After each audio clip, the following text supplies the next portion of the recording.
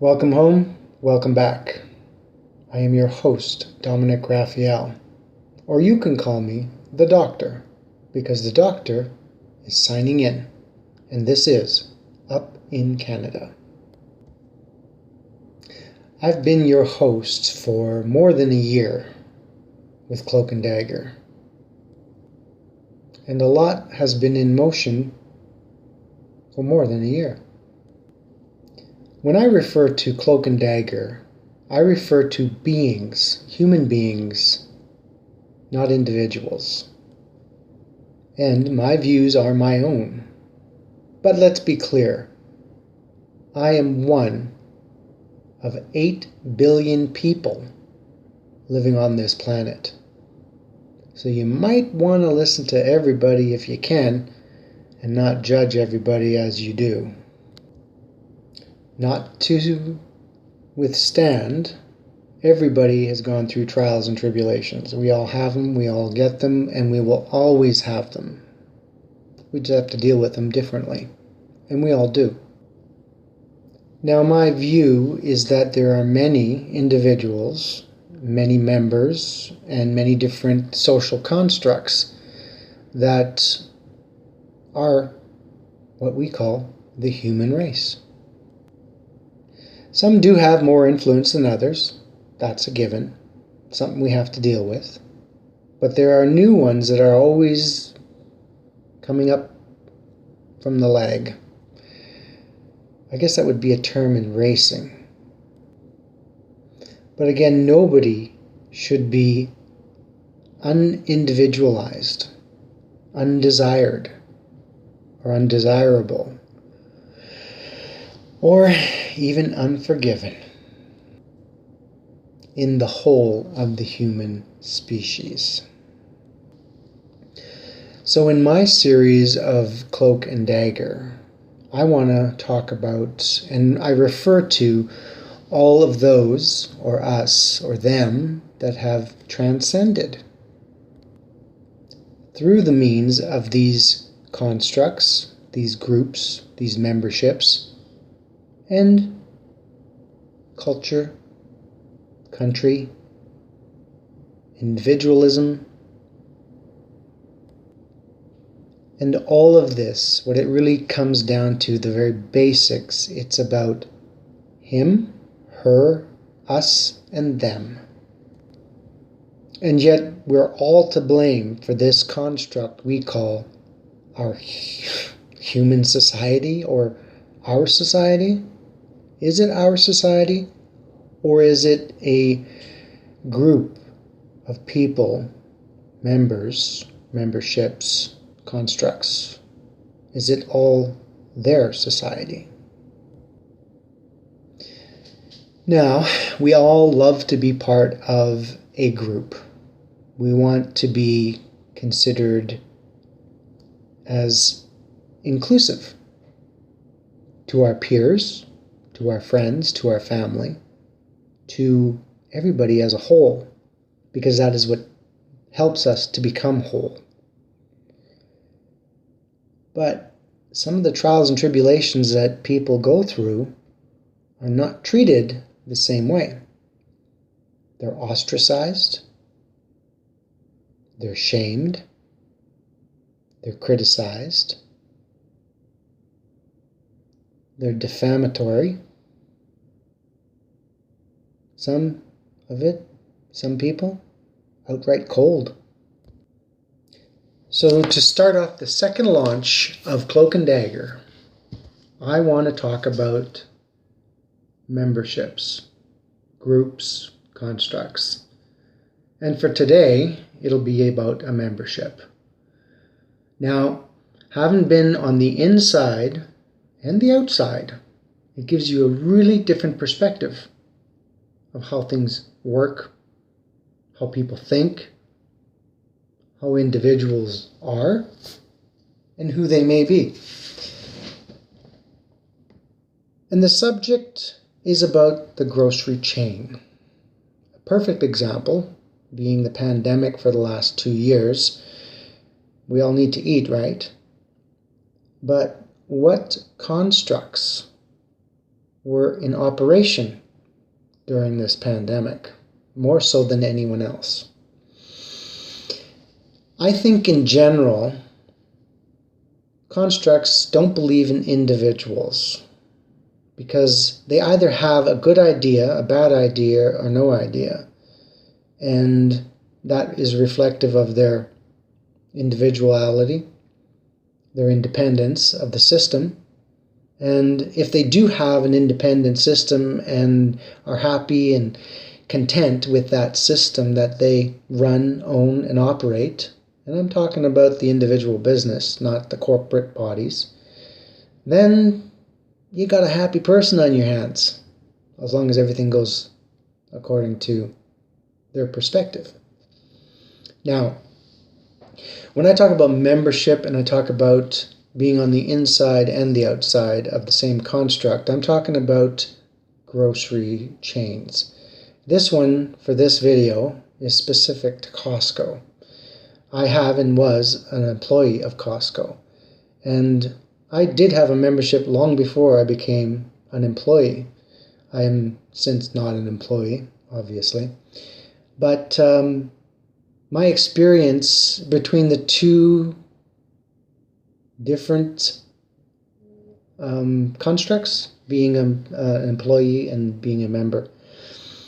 Prior to being an employee, I had spent tens of thousands of dollars at Costco because it was convenient, it was bulk, and my job required me to buy in bulk. And let's just say at one time during my experience in the previous employment I was in, which is film and television, I was a craft service personnel, and I basically looked after the crew and actors and actresses of the film being filmed in our great province of Manitoba. And we spent tens of thousands of dollars on groceries because that's what we need to do in order to operate and run our crew, and in turn our production, and in turn our actors and actresses. So, to the point, long before I became an employee of Costco, I shopped at Costco. And you didn't feel ostracized or out of place. You just were a member who spent more money than most because you had a budget and you had to basically supply the substances like food and drink to vast employees and crew in film. Nevertheless, after I became an employee, you really got a different look from the other side. During the slowdown prior to the pandemic, of course, the industry was also slowing down because everything was shutting down. And, well, that's a subject of controversy in more ways than one, but we won't get into that, not on this one. But my point is that when you are looking on the inside, or working on the inside looking out, and in this case it would be an employee of Costco, there were some fundamental values that I did not agree with when it comes to Costco's social construct within the company. I was in membership renewals and memberships, and if you wanted to work extra hours, the only way you could manage that is by pushing and promoting what they wanted you to promote. And for this case, it was credit. Now, I have good credit, I've had bad credit, but I still have credit regardless. As an employee, I took up the opportunity to become not only an employee, but also able to get a credit card. And I had an instant credit of $3,000 that was given to me. They didn't even have to know anything more than the fact that I worked at Costco.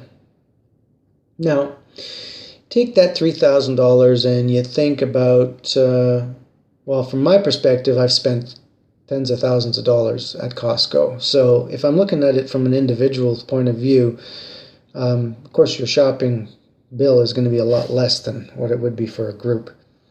But needless to say, even as an individual, I could spend anywhere from $150 to $500 a month in Costco.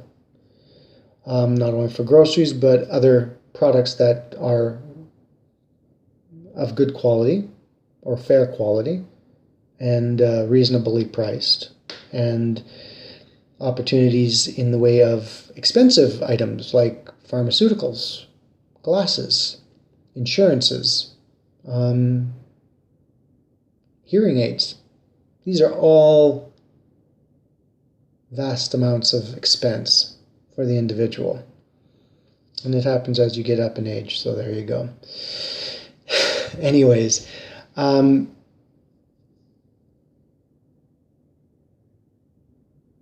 that didn't agree with me. I myself don't like to go into a store of any kind and be bombarded by someone trying to give me a credit card. The only benefit to it is that it is giving you the opportunity to put yourself in debt and dependent on the social construct that we now have and operate out of. So, aside from not agreeing with a lot of their policies, the only way you were going to get more employment, and you had a base of 25 hours a week, I think it was. If you wanted more hours, well, you had to do more for them. That was the way it worked. It didn't give you a choice, it didn't give you a perspective, and it didn't give you the value of your own social justice, if you will. So after that, and experiencing more than what I thought possible after leaving Costco as an employee, there was an ostracization, if I could use that. I do have my own dictionary, just to let you know. The ostracizing of myself as just a member, sometimes intentionally. Other members, other people that are literally only related to you by membership, would intentionally disrupt what you're doing, or berate you, or cut in front of you, disrupt you. It was all intentional. I mean, we have a fundamental knowledge when it comes to the human species, and a lot of people don't realize this, but we have more than just 6 senses. We have a 7th and 8th sense, to be honest. And I, for one, know what those senses are. So you know when somebody is berating you. You know when somebody is criticizing you. You know when somebody is being difficult. You know when somebody is intentional, trying to cause some kind of reaction to either prove their own point or to ostracize you from the group. And this is what I experienced as a member of Costco. Now, I can, with complete honesty, tell you that each receipt, and you know you have to take your receipt to the curb to have it checked off. Even during that process, you know when you're being berated, or you know when you're being critical, or making out to be a critical, someone giving you a critical review. Because on some, as they did, and I have done myself as an employee, you go over the receipt and you kind of do a quick glance that nobody is trying to rip off the store. And for the most part, it's a busy place, and it is just a quick glance. You itemize or try to focus on expensive items, and then basically give it a scratch and pass for the person to leave the store. And it usually takes a short moment in time to do that. And, as a member, we all allow it to be, which is, it's part of being the member, being part of the membership. But when you, as an individual, as a member, are being scrutinized further than just a quick glance into your cart, where they're moving items or looking at items or wasting time or delaying time or really taking a good look at it and then taking a good look at you and basically giving you the thumbs up or thumbs down. That's what I've experienced at Costco. So each one of those individual experiences that I have had shopping at Costco, you have a record. Just as Costco has a record of your shop and every item you've ever bought and paid for. Well, with each experience of my shopping experience with Costco, I took that receipt and I wrote on the back of it certain points that just seemed to stand out more so than other days, or things that seem to stick out basically like a red flag.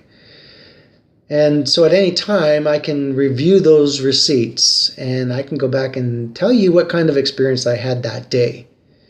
And to expand from that more on a detailed basis, I keep a daily journal. And if I felt that day was extra specially nauseating, being a member and being berated by other members or even by employees, I made a note of it. So when you have an experience, like I said, you're looking from the inside and looking out and outside looking in, you really do become acquainted and knowledgeable of just how people can be, regardless of them not knowing you personally. They don't know you as an individual. Maybe they're acting on somebody else's comment or acting on somebody else's story or what ifs. Now, I was employed. So that tells me that I presented myself quite honestly and transparently, because I was hired as an employee. So that tells you a lot. But when I had to renew my membership, only because my partner decided he wanted to maintain a membership, because I really didn't want to, I had to renew mine in order to be part of the membership group, or our group. I go to memberships, and do I feel extra special about what took place? Let's see. The clerk asked a lot of questions and knew I was a former employee. The manager and I guess the supervisor, there's a lot of titles in there that don't always make sense, both were at the till or at the computer going through it like with a fine-tooth comb. And to have so much attention over a membership with the people you were employed with and were colleagues with, hearing the supervisor or manager say, "Don't forget to get the address." "Oh, I won't forget the address." That was the response.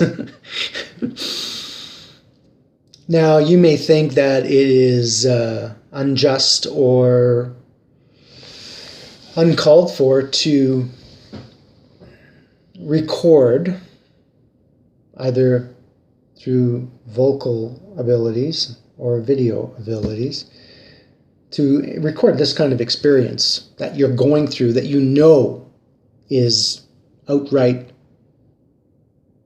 intentional. Like, where does